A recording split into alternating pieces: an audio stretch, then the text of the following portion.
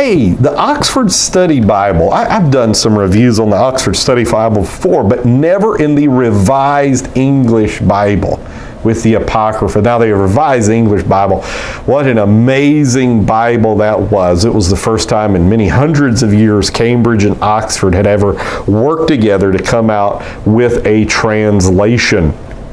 And it was the biggest dud in Bible selling that I have ever seen in my life, because they pushed it for months, this historic Cambridge and Oxford coming together, and people just didn't read. I think people to this day still like the New English Bible, which this surpassed, better than the Revised English Bible, because I don't think it was dynamic equivalent enough for the people that like dynamic equivalent, but it wasn't literal enough for the people who like literalness, and it just kind of, and then the New Revised Standard. Somebody made a great point on the New Revised Standard on the blog I was reading recently on our YouTube channel, that just said, you know, the NRSV just came in and took that liberal segment that this was looking for.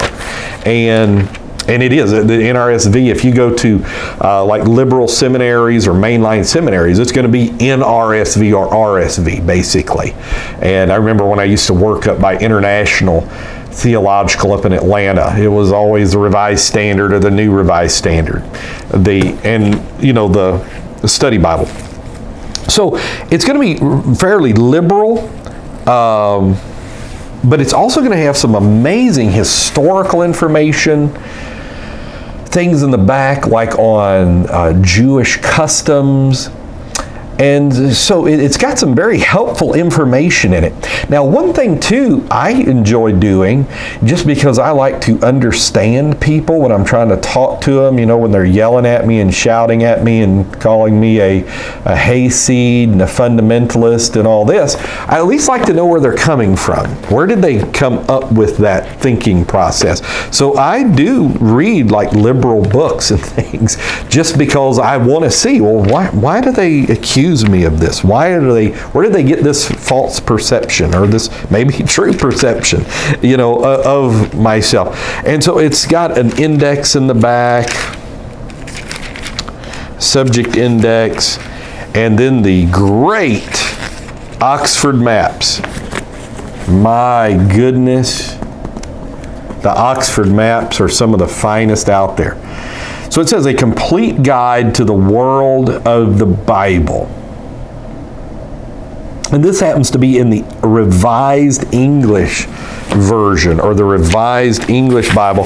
One of the fascinating things to me is the most liberal Bible, or one of the most liberal Bibles out there, is one of the only ones that have the nation of Israel going through water at the Exodus. I'm just so fascinated by that. And that's what Oxford Bible maps do.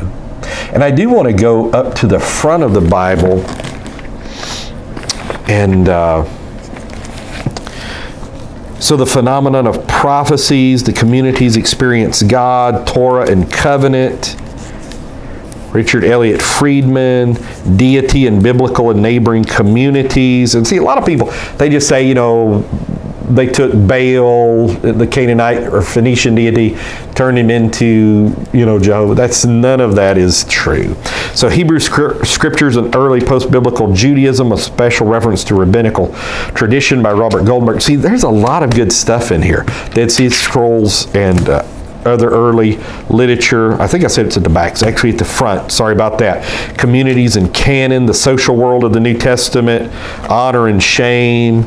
And some people have taken that too far. I was thinking of the Apostolic Bible that talks about honor, shame codes, and I think it's in 1 Timothy. You may have taken it just a little too far. But there is amazing stuff and things you can preach out of there too. Economic life, the social world, the Old Testament literature of the ancient Near East, all that's good stuff. So there it is, the Oxford Study Bible, REB, with the Apocrypha.